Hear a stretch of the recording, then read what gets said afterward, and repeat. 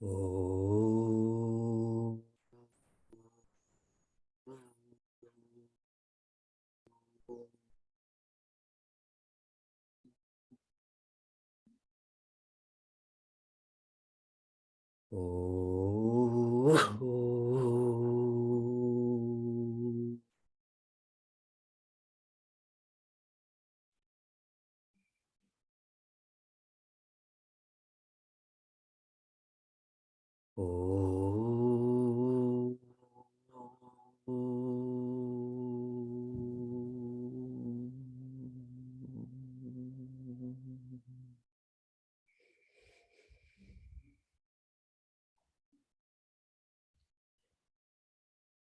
Yam sannyasam iti prahuhu. Sannyasa is symbolically being niragnihi, one without flaming a fire, fueling a fire. The application of this in our lives is to not live for funds. That's a ritual. For food, that's externalization. Yogam tam vidhi pandava. Sannyasa is the further part of the path. Yoga is the earlier part of the path. Remember, Shri Krishna has to teach in essence. There is a war that is about to begin. He doesn't have 700 days to teach this. So he's using frameworks that need to be reflected upon, like sannyasa, like yoga. For all of us, please do not get lost in such labels. Bhagavad Gita is sharing yoga. That is a single path. If you follow it, you'll reach all parts of that path, yes? In a micro sense, this morning Sheila's not here. So immediately after I'm with you, I have to dress our children and take them to school. So I'm wearing different clothes. Is the teaching going to be different? When I wear a white coat, the teaching is like this. When I wear a blue shirt, the teaching is like this. Don't get lost in labels. There's one path. This is just clothing. Nahya sannyasta sankalpaha. To practice yoga, which eventually is to practice sannyasa, one has to let go of sankalpa. Sankalpa is having thoughts that I can create joy. Whenever there's a sankalpa like this, there will be vikalpa. There will be a doubt. There will be a dilution of such a thought. It's like if you're eating food and you're feeling this is so tasty, this is so good, but eventually you reach a point where this is not healthy. How much more do I have to eat? See how that whole experience is diluted. These self-canceling thoughts, they're inefficient. Yogi bhavati kashchana. The one who doesn't let go of trying to create joy will never be a yogi. Why? Because they're not practicing or following yoga. The most simplistic understanding of yoga, it is to quieten the mind. Who is sharing this? Yogeshwara. The Lord of yoga is sharing this. That is Shri Krishna. Another name of his is Yogeshwara. Let us all have the faith and humility to understand and appreciate what yoga is. We continue. Verse 3. Arurukshur munir yogam karma karanamuchyate yoga rudasya tasyeva shamakaranam Such lovely insights into the necessity for dhyana. Arurukshoho, the one who's trying to mount or climb. Mount or climb what? Munehe. A muni is one who's trying to climb themselves, their mind. That is called yoga. Whenever you come across this word muni, what should automatically manifest in your mind? Please share in the chat. What should you instinctively start to think? Peace, mauna, yes, yes, yes. Mouth closed, open mind. That is who a muni is. And they facilitate this with manana.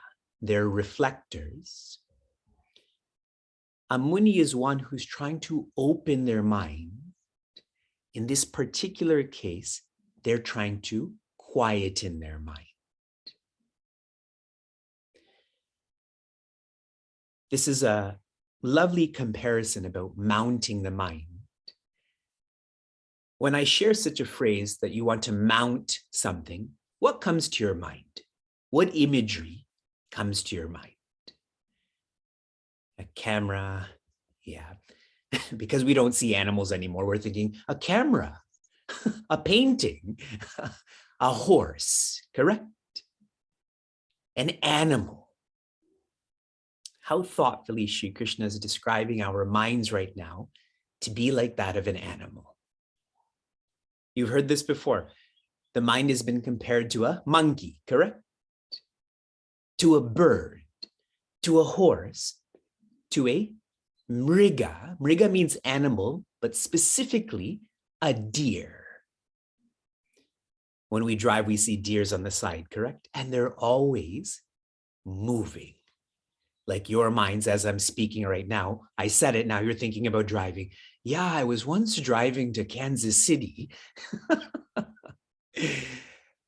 And that's why when we practice rituals, we use these three fingers. Everyone seeing this?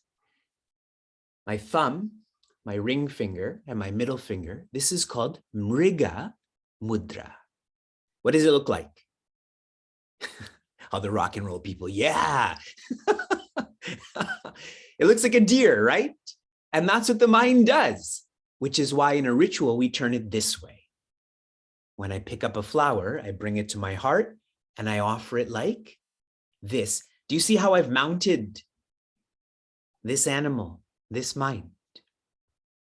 Such careful details. Karma karanam uchyate.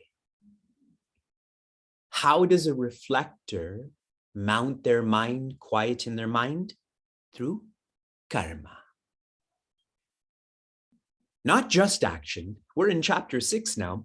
The implication is that this action is jnana, karma, sannyasa. I'm acting with less deservership. This action is karma sannyasa. I'm acting with less doership. Has anyone counted how many times I've said that? Less deservership, less doership. Let me share this in another way. Last night, we completed one of the best workshops that I've been part of. And I've been doing this work for almost 15 years now. I know I look so young, yes? But it has been almost 15 years. Our Shastra on our environment, I shared with all of the seekers, CPE. This acronym CPE, when you see it in the world, what does it stand for? CPE. Stands for continuing professional education. The physicians, the real estate agents, the teachers all need CPE credits to continue with their profession. We changed this to continuing professional evolution. How? C, less chemicals, less comfort. P, more plants, more productive. E, B, environmental. That is BE, environmental. If we want to evolve, our environment has to evolve. If our environment devolves, watch what will happen to our evolution. We will start fighting for the basic needs, like safety needs and physiological needs. There will be no bandwidth for actualization. The karma that's being referred to here is very simply, though your life is directed by you, it does not belong to you. We need to stop acting for ourselves, speaking about ourselves, thinking about ourselves. Third quarter, yoga rudasya tasya eva. For the one who's completed this, then what? What is the next path or the next phase of this path? That's coming in the fourth quarter, but I want to make sure we're clear. What has been the trajectory of our life? Our instinct has been sakama karma, selfishness. But now, through the insights of Shri Krishna, we are practicing nishkama karma, selflessness. Then what? Shared in a different way. We started off focusing on the karma kanda, living without meaning.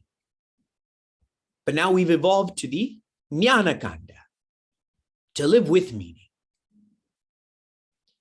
Now what? Shared in one more way. When one shifts to selflessness and shifts to insights, that means they have already addressed antahkarana shuddha. Their minds have become quiet. Yoga rudasya means I've already completed arurukshoho. I'm on the mind now. The mind has become quiet. Then what do you do? Selflessness checked off, a focus on insights checked off. The mind has become more balanced. The mind has become more focused. Then what? Ahankara, tyaga. That is shifting from antahkarana shuddha to sannyasa.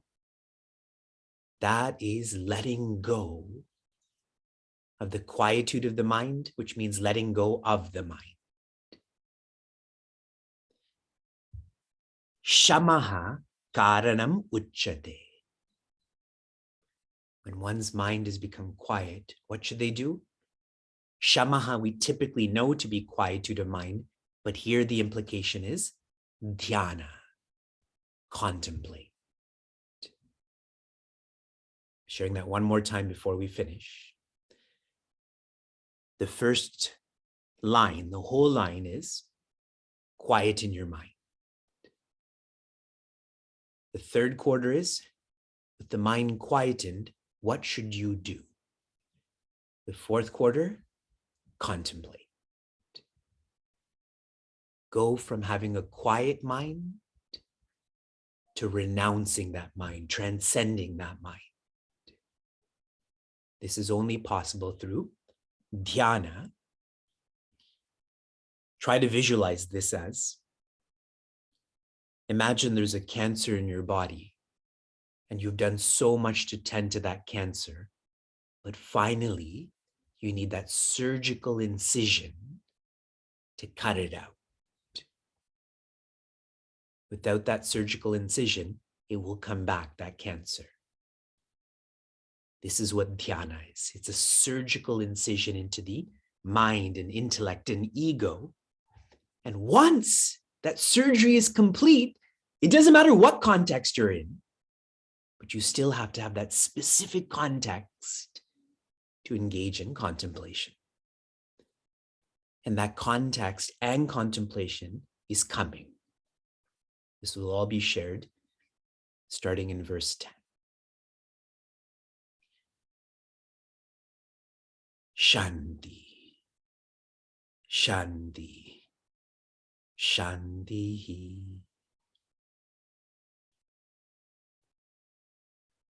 Oh.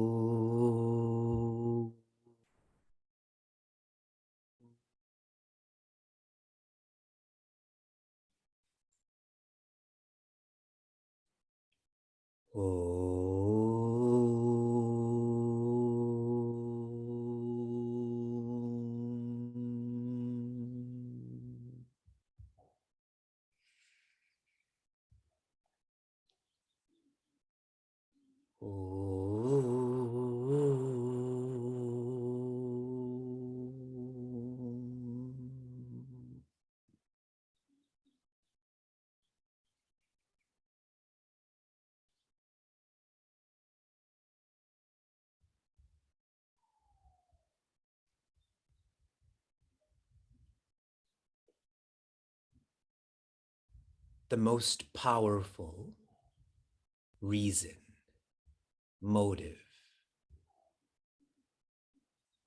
We can use any word we want, but simply put, that which moves us is sukha prapti. The pursuit of joy.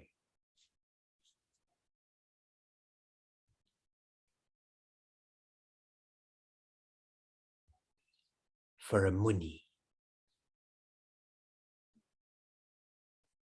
one who has this feeling that joy cannot be created,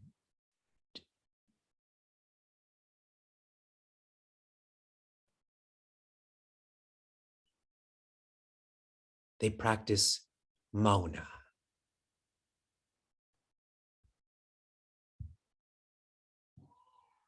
They close their mouth.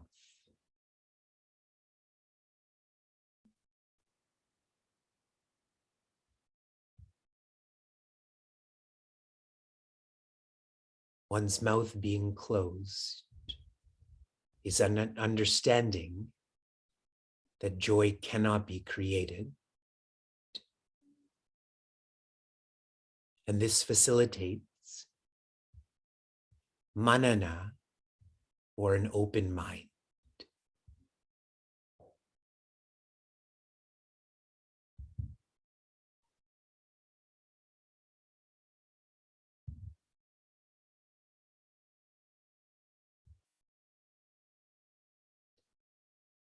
If my whole life I've pursued joy, and in my maturity I know I cannot create joy, then logically, rationally, I must be joy.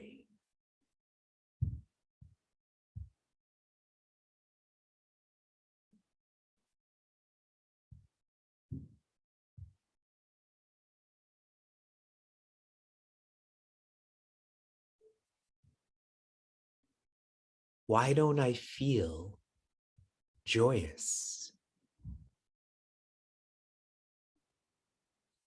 So much stress anxiety, dejection.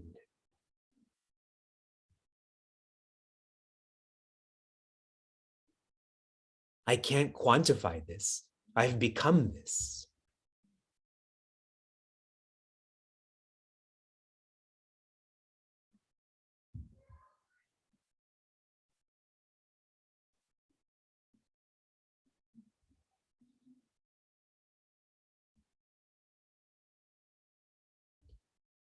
The reason we are unable to be joy in the present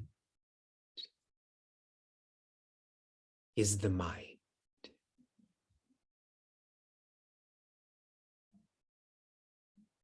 The mind's nature is samshaya. Samshaya atmika. Doubts on top of doubts on top of doubts.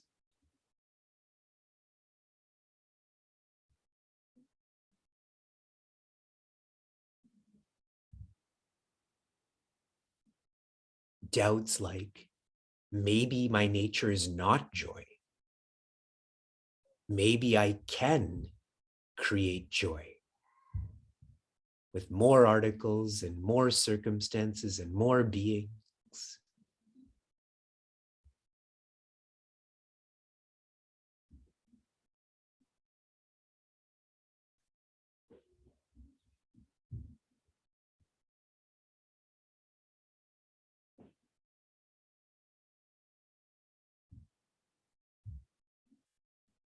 To quieten these doubts,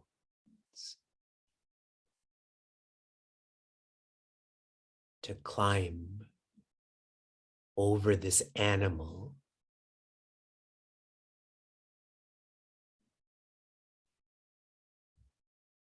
our lifestyle has to be oriented to nishkama karma,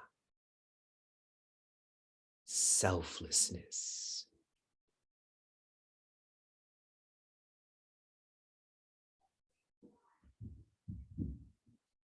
To the jnana kanda,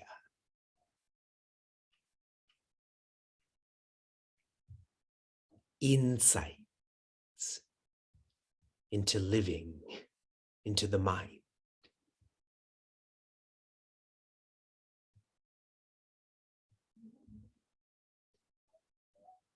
Nishkama karma, the jnana kanda will change the mind to become shuddha,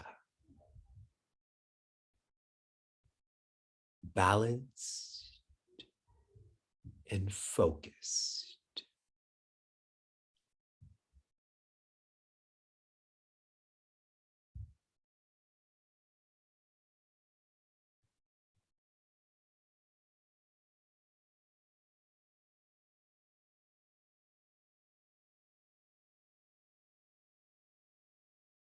Is your mind balanced?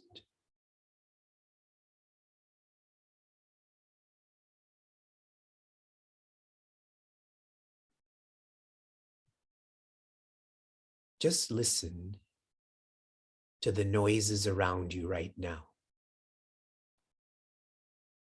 Listen to the noises in my home.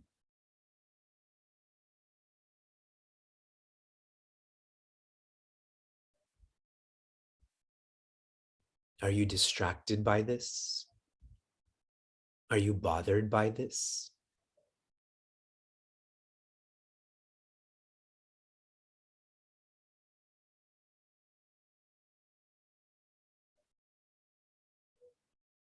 A balanced mind will not react to any context.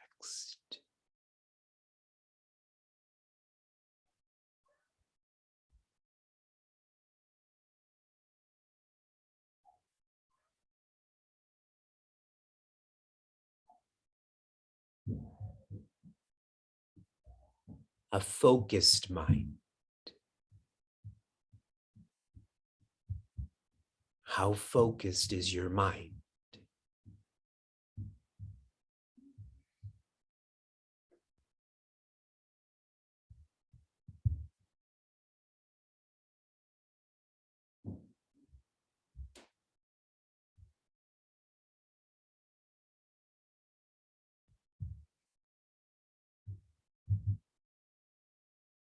Think about a past experience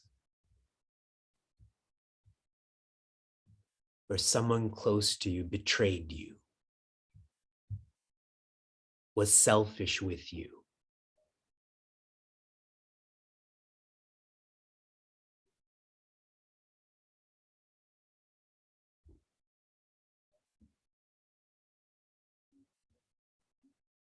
Now come back to focus.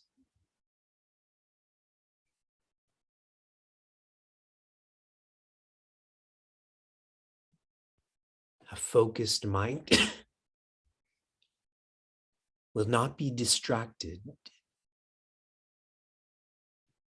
by any inner context, the past, the future, expectations, projections.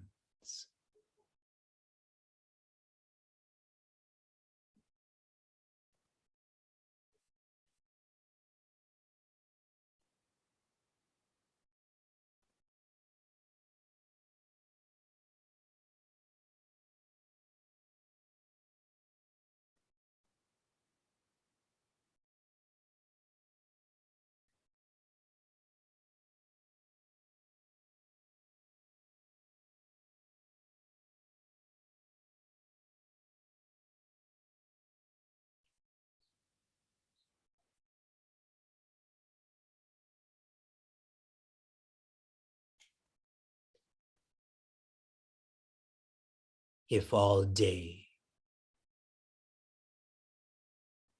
we are selfless, insightful,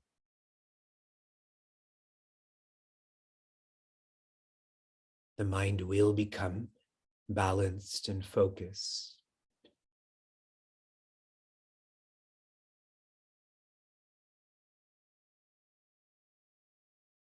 You will have the clarity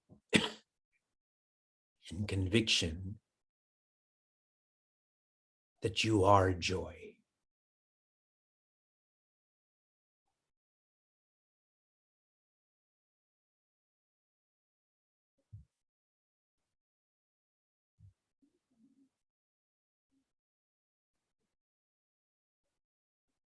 All that you will think about is,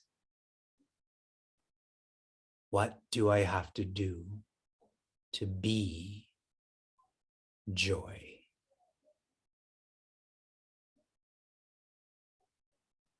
This will consume you.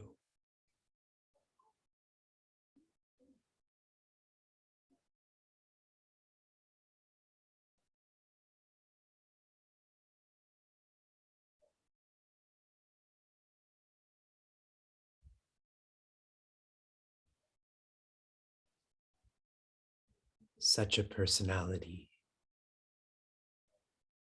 will naturally engage in shamaha. A better word is dhyana.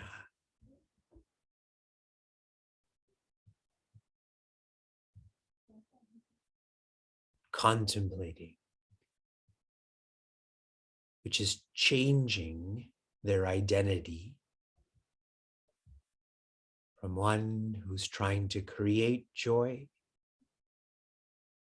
to one who is being joy.